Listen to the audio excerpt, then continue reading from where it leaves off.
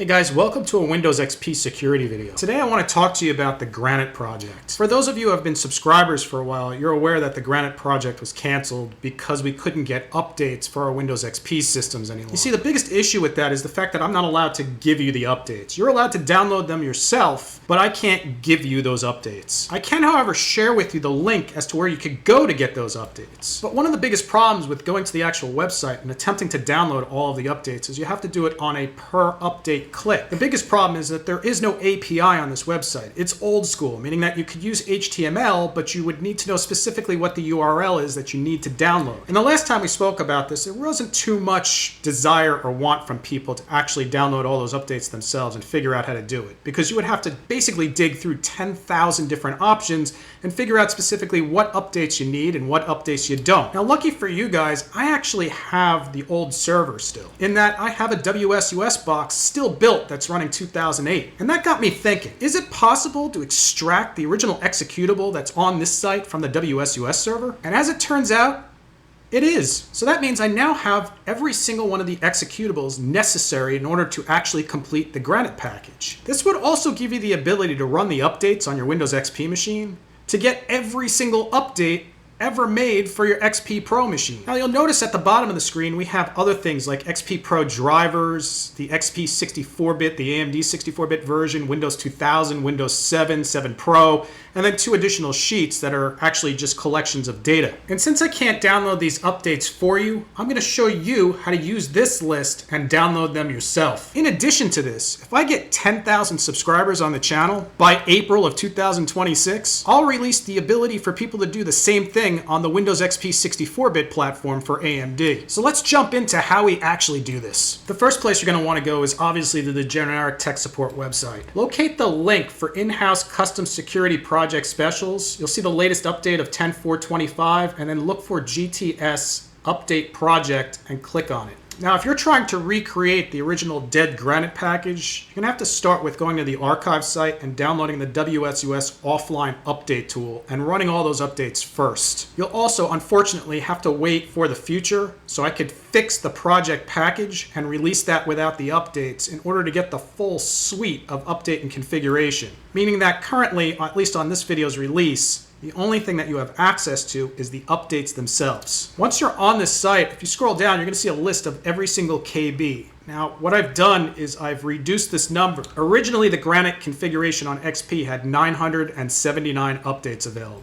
However, I've already started to go through the Granite configuration, and I've added the customized configuration into the actual Granite itself. Therefore, you don't need to run those updates. They already exist in the package. So thus, I was able to reduce the footprint to 479 updates. Still a lot, but close to half the amount of total updates that would have been required had I just continued around the original package configuration. In this list, I also included a list of XP Pro Microsoft video drivers. So basically anything that has a video card that would have been released during the XP days, there are backups of cab file updates available on the Microsoft catalog site.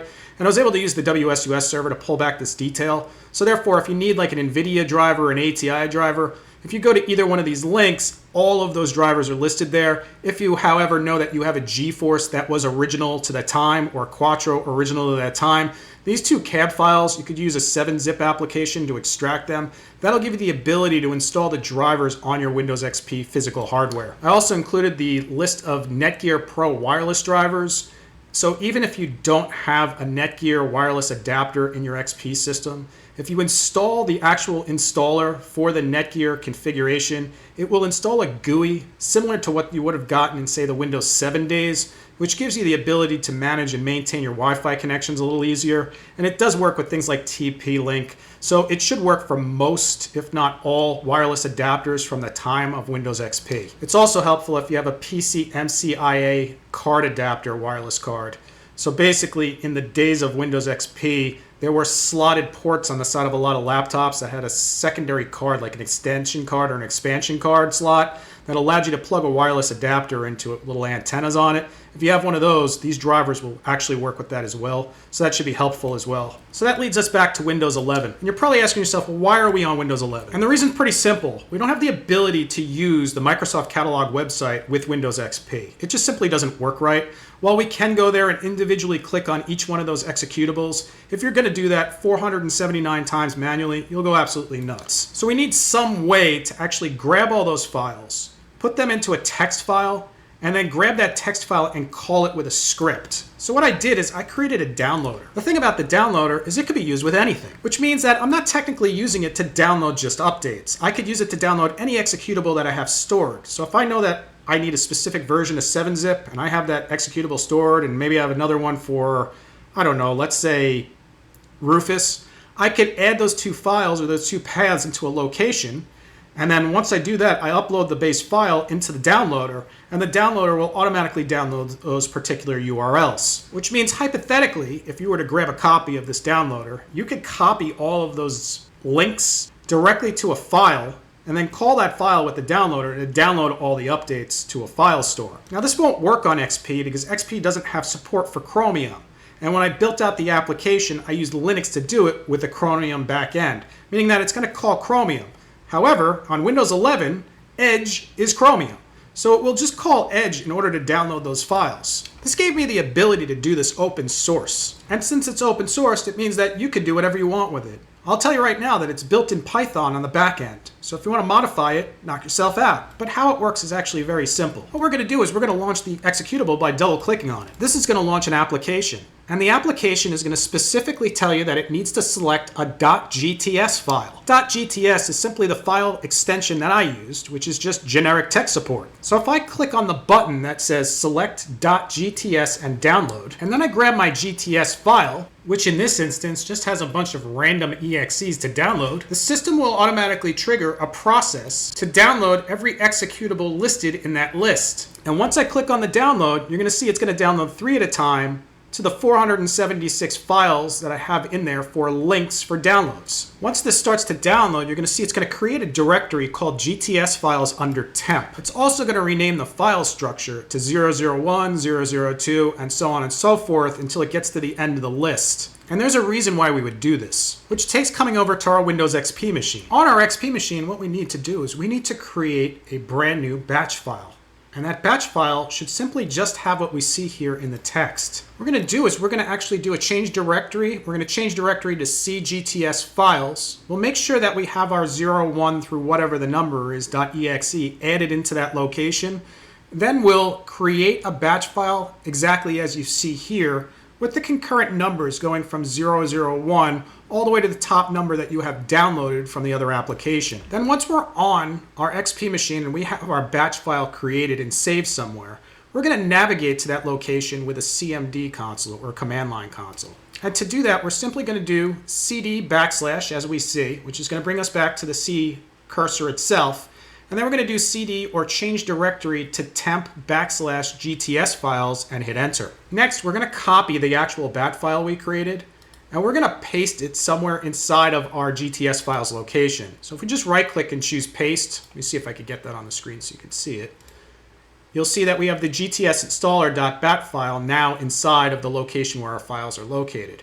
Now it's not necessary to do this because we'll automatically change the directory in the batch file itself to go to the location where this was. That's the stuff we saw at the top, but if you copy it over here, it's fine too. So what we'll do is we'll just copy it over here, and now since we're in our configuration here, in our actual command prompt, what we're going to do is we're going to execute this GTS installer.bat. To do that, we'll just type in G and hit tab on the keyboard, which we'll see GTS installer.bat. Now once you do that, we'll hit enter. And this is going to install the updates that were downloaded in the 001, 002, so on and so forth format. Keep in mind, it's important to note that if you add 001 through 009 or 001 through 500.exe, but there's only 400 files, you're going to get these pop-ups indicating that the file doesn't exist. You'll have to hit OK to continue. And you could do that, or you can modify it any way you want so that we can modify the actual file name, structure, or details, whatever you want to call it, to actually execute the application. Now, if you installed all those updates and you got to the point where all I had was 499, but I have 599 configurations here for start wait 599.exe with all the options. If you have it set that way where there's an extra 100 in there and you don't want to deal with this, all you have to do is go back to the command prompt and do Control-C to end the actual command. And then you can hit the OK button here and you'll see the terminate batch job. You'll hit Y for yes and hit enter. And that'll terminate the actual batch job that's running in the background. Now at this point, we should have those files installed on this system. And as you can see, we do have them installed. Not only do we have them installed, but they show as the KB numbers associated with. And the reason why I know that, it's because when we pasted the stuff into the .gts file to download it, it downloads it in order, which means that 001 is affiliated to KB2079403. And if we look, we can even see that as being KB2079403. And that's how you could use custom scripting to install whatever files you want on Windows XP. Look for the future updates for the GTS XP security package. Thank you for watching the Generic Tech Support YouTube channel. Check out the content of this video and a lot more technical resources at https://GenericTechSupport.com/channel. Don't forget to like and subscribe.